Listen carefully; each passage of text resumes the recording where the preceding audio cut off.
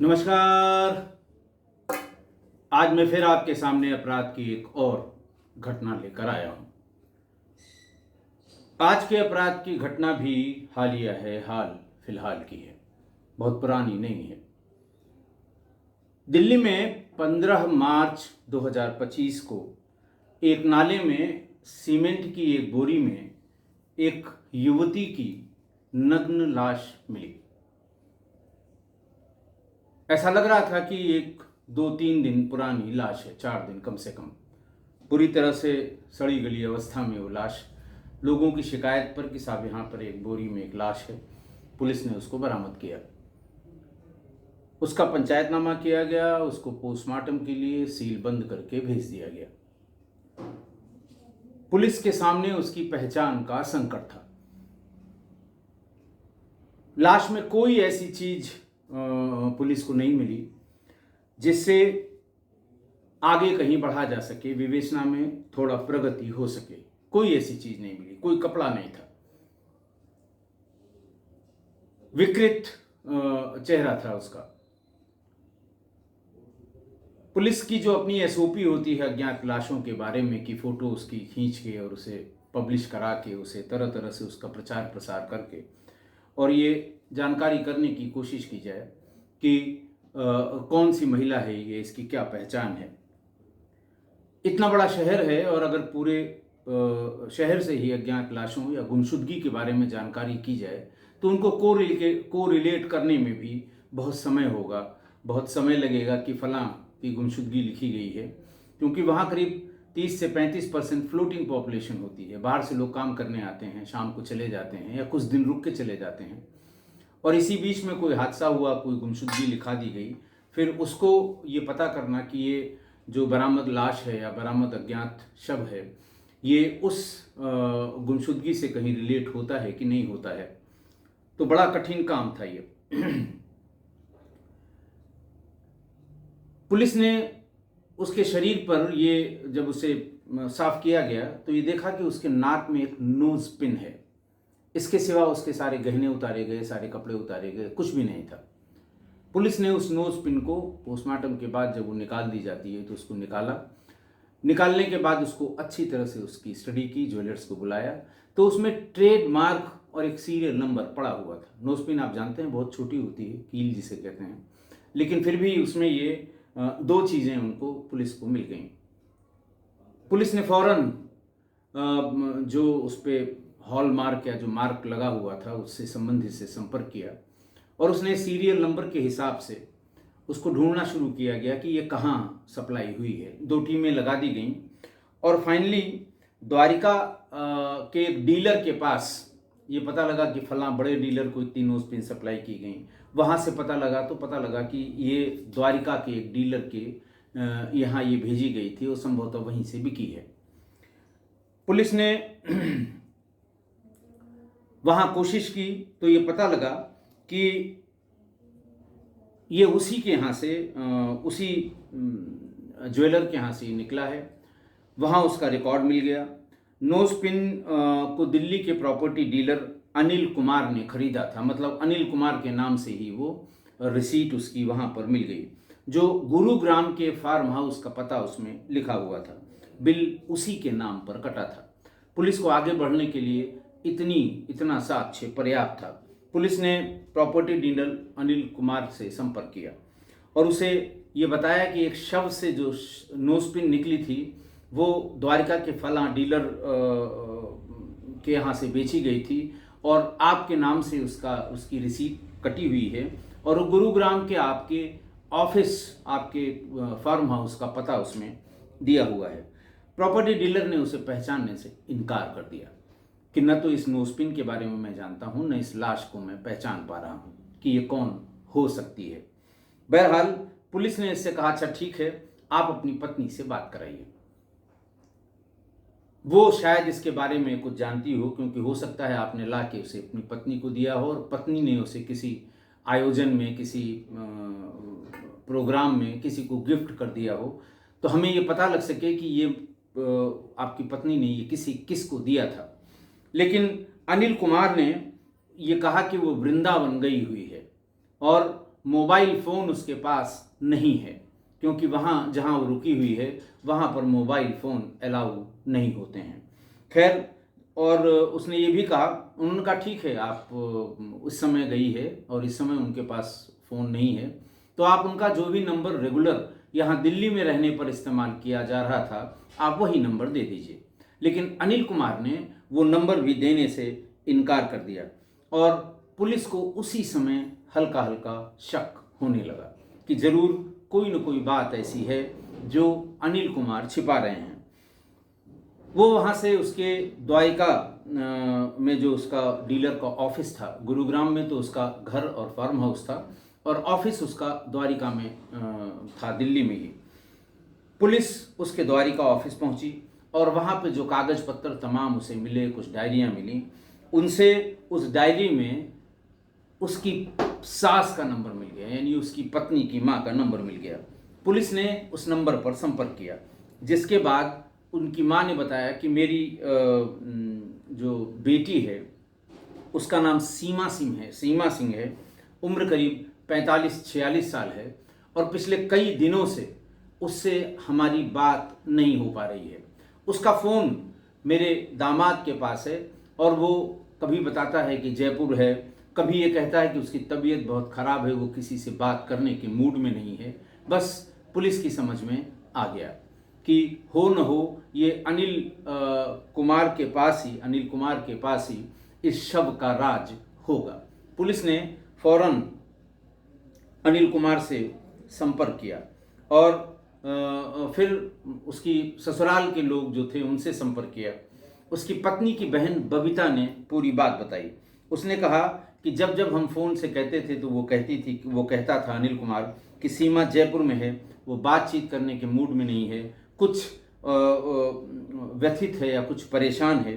तो अनिल उसे आश्वासन देता रहा कि जब भी वो बेहतर महसूस करने लगेगी मैं उससे तुम्हारी बात करा दूंगा, उससे उसकी माँ की बात भी करा दूंगा।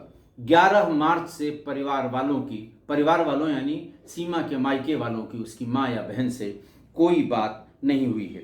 और जैसा मैंने आपको बताया कि 15 मार्च को ये लाश नाले में बोरी में, सीमेंट की एक बोरी में नग्न अवस्था में बरामद हुई थी।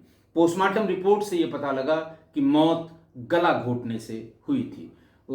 It is because of strangulation cause of death due to strangulation, यानी उसे गला दबाकर मारा गया था। इतना जानते ही पुलिस ने अनिल कुमार से पर दबाव बनाना शुरू किया और अनिल कुमार से सही बात बताने के लिए उस पर दबाव देना शुरू किया। मतलब वही कि पुलिस अपने पर आ गई, खातिरदारी की, विशिष्ट श्रेणी की पूछताछ की, और तब फिर पूरी बात पता लग गई। पूरी बात कुछ यूँ पता लगी कि अनिल के पत्नी से संबंध पिछले 1-1.5 साल से ठीक नहीं थे और वो ये चाहता था कि इसको किसी तरह से अपने रास्ते से हटा दिया जाए। आप समझ ही गए होंगे ऐसा किस लिए कर रहा होगा अनिल कुमार। पुलिस आगे की जांच कर रही है कि किस के चक्कर में या किस महिला के संबंध के कारण वो अपनी पत्नी को रास्ते से हटाना चाह रहा था। फिर वो किसी न किसी बहाने से वो अपनी पत्नी को, सीमा को, गुरुग्राम ले गया। गुरुग्राम में वहाँ शाम को उसे नींद की दवा में कोई पेय पदार्थ पिलाकर और उसे सुला दिया। जब वो गहरी नींद में हो गई तब उसका गला घोंटकर उसकी हत्या कर दी। हत्या के बाद जो बड़ा संकट होता है किसी के सामने, किसी अपराधी के सामने, कि इस लाश को डिस्पोज ऑफ कैसे किया जाए, क्योंकि लाश अगर वहाँ रहेगी 2-1 दिन 4 दिन बाद दुर्गंध आएगी। आने जाने वाले लोग होते हैं, दूध वाला आएगा, सब्जी वाला आएगा, तमाम घर में काम करने वाले नौकर आएंगे, लाश की दुर्गंध से उनको शंका होगी, बाहर जाकर ये बात आउट होगी, पुलिस को पता लगेगी, पुलिस भी आ जाएगी, फिर ये दिक्कत उनके सामने खड़ी होगी कि इसको छिपाया कैसे जाए। बहरहाल उसने और उसके गार्ड शिवशंकर ने तय किया, जहां उसको मारा गया था वहां पर उसने उसके सारे कपड़े उतार दिए, अपनी पत्नी के, सीमा के, और पहचान का कोई भी वस्त्र जिससे पहचाना जा सके वो उसके शरीर पर नहीं रहने दिया। फिर गार्ड और उसने खुद मिलकर सीमेंट की एक बोरी में उसे ठूंस कर भर दिया, बड़ी सीमेंट की बोरी में। आप टेढ़ा मेढ़ा करके, अब शरीर में जान नहीं है, रिगर मॉर्टिस यानी अकड़न आने के पहले आप उसको चाहे जिस शेप में मोड़ सकते हैं, उसे उसके बाद उसमें बांध दिया और अपनी गाड़ी की डिग्गी में डालकर वहाँ से ले गया। जब ये नाले के पास, नाले के नज़दीक से गुजरने लगा, रात में उसने बताया कि रात में उसने ऐसा किया और 11 तारीख की शाम को ही उस बोरी को उसने नाले में फेंक दिया। और फिर 15 को जब उसमें बहुत दुर्गंध हुई, लोगों ने शिकायत की, पुलिस आई, तब उस बोरी में खोलकर उस शव को निकाला गया। तो इस तरह से पुलिस ने एक नोज पिन पर ये इन्वेस्टिगेशन आगे बढ़ाई, अपराधी तक पहुंचे, अपराधी से उसका अपराध पता लगा और फिर शिवशंकर और पति अनिल कुमार दोनों को पुलिस ने जेल भेज दिया। आज की घटना देखिए, पति पत्नी के संबंधों और विवादों की घटनाएं थमने का नाम नहीं ले रही हैं। मैंने पिछले 2 महीनों में ये इस तरह के संबंध और इस तरह की हत्या, कुछ तो बहुत ही नृशंस और क्रूर हत्याओं के बारे में आपको बताया है।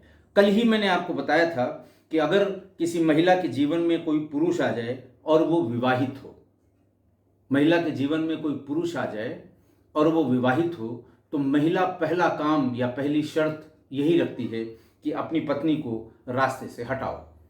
कुछ भी करो, तलाक दो, मार डालो, उसको कहीं भेज दो, कुछ भी करो, तभी मैं आगे की बात करूंगी। अच्छा, मोबाइल आपके इस प्रयास को में बहुत हेल्प करता है। किसी को पता नहीं आप किससे बात कर रहे हैं, नहीं बात कर रहे हैं, चैट कर रहे हैं। दिन भर रात भर अगर आप किसी से इस तरह की बातें करेंगे तो ये बात आनी ही होती है। तो फिर वो महिला यही कहेगी कि अपने पत्नी को रास्ते से हटाओ, तब आगे बात होगी। अच्छा, ठीक यही बात किसी पत्नी के संपर्क में अगर कोई गैर पुरुष आ जाए तो वो पहले खुद से ही, वो पुरुष पहले खुद से ही कोशिश करेगा कि इसके पति को इस रास्ते से हटा दिया जाए, ताकि हमारा इसका आगे का जीवन ठीक से चले। क्योंकि पति होगा तो वो इस काम में अड़चन डालेगा। शादी करना चाहते हैं या एक साथ रहना चाहते हैं या लिव इन में रहना चाहते हैं तो वो इस काम में अड़चन डालेगा। पहले तो वो खुद ही सुओ मोटो पति को ठिकाने लगाने की सोचने लगता है, ताकि आगे का जीवन उसकी मर्जी से आगे बढ़े। पर दोनों स्थितियों में, चाहे महिला ये चाहे पुरुष ये चाहे, दोनों स्थितियों में बुद्धि इतनी कुंद हो जाती है कि उसके परिणाम की तरफ ऐसे लोगों का ध्यान ही नहीं जाता कि इसके परिणाम क्या होंगे, किस तरह के परिणाम भुगतने पड़ेंगे। तो जिसको पाने के लिए यह अपराध किया जाता है, किया गया होगा, वो उसे कभी नहीं मिलेगा। अपराध का पता लगेगा, पुलिस जेल भेजेगी, ट्रायल पर आएगा, दुनिया भर की बातें होंगी, लेकिन जिसके लिए उसने ये सब किया है वो जेल जाने के बाद फिर वो कहीं नहीं मिल सकता। एक बार उस पुरुष या ऐसी महिला को जेल अगर हो गई तो जीवन के आगे के सारे रास्ते बंद हो जाते हैं। जितनी घटनाएं मैंने आपको बताई हैं उनमें यही हुआ है कि आगे का ऐसा नहीं है कि जिसके लिए उसने ऐसा किया वो फिर उसके साथ अपना जीवन बिताने के लिए राजी होगा, कभी नहीं होगा। तो और इससे सामाजिक प्रतिष्ठा भी तार तार हो जाती है। कहीं निकलने पे आप किसी से आंख नहीं मिला पाएंगे, परिवार में कहीं किसी के साथ बैठ नहीं पाएंगे, आपने कर्म ही ऐसा किया है। तो लेकिन ये समस्या एक दिन में नहीं होती। पति पत्नी के बीच इस तरह के विवाद या इस तरह के तनाव या इस तरह की मिसअंडरस्टैंडिंग ये एक दिन में नहीं होती। ये महिला या पुरुष के व्यवहार में धीरे धीरे परिवर्तन शुरू हो जाता है जब वो किसी दूसरे के चक्कर में कह लीजिए या दूसरे की वजह से वो इस तरह का व्यवहार करने लगती है या करने लगता है। तो जब भी वो किसी गैर पुरुष या स्त्री के संपर्क में आएगा तो उसके व्यवहार में परिवर्तन जरूर होगा। पति पत्नी दोनों को ही व्यवहार के परिवर्तन को गेस करना चाहिए, देखना चाहिए, महसूस करना चाहिए कि आखिरकार इस व्यवहार में ये परिवर्तन, इसके व्यवहार में ये परिवर्तन क्यों हो रहा है। उस पर थोड़ी सी निगाह रखनी चाहिए और इसका समाधान खुद ही निकालना चाहिए। बहुत ज़रूरी हो और ऐसा लगता हो कि खुद इसका समाधान निकालने में दिक्कत होगी, तो उसको रिश्तेदारों को बीच में ले आना चाहिए और फिर इस समस्या का समाधान करना चाहिए। कम से कम इससे तो ये होगा, जान तो बची रहेगी। दोनों में से किसी एक की जान अगर जानी होगी तो वो जान बची रहेगी। दूसरा ये था कि अपराधी चाहे जितनी सावधानी या चालाकी से अपराध करे, चाहे जितनी सावधानी या चालाकी से, पुलिस अगर अपने पर आ जाती है तो उसे घटनास्थल से ही कुछ न कुछ ऐसा मिल जाता है कि वो अपराधी तक पहुंच जाती है। अनिल ने भी यही चालाकी की थी। पत्नी को किन्हीं कारणों से उसने हत्या की, पत्नी की। सारे कपड़े और पहचान की सारी चीज़ें उसने उसके शरीर से उतार लीं, सीमेंट की बोरी में उसे भर दिया। लेकिन उसने ये कभी नहीं सोचा होगा कि जो नोज पिन उसकी कान नाक में पड़ी हुई है वो पुलिस को हम तक पहुंचा देगी। और हुआ भी यही कि उसी नोज पिन ने अनिल को जेल पहुंचा दिया। इसलिए अपराधी कितनी भी चालाक हो, कितनी भी चालाकी करे, कितनी भी फूल प्रूफ प्लानिंग करने के बाद इस अपराध को अंजाम दे, वो कुछ न कुछ ऐसा सुराग जरूर छोड़ जाता है जिससे पुलिस उस तक पहुंच जाती है। आशा है आप मेरी इस बात से सहमत होंगे। आज के लिए इतना ही। बहुत बहुत धन्यवाद।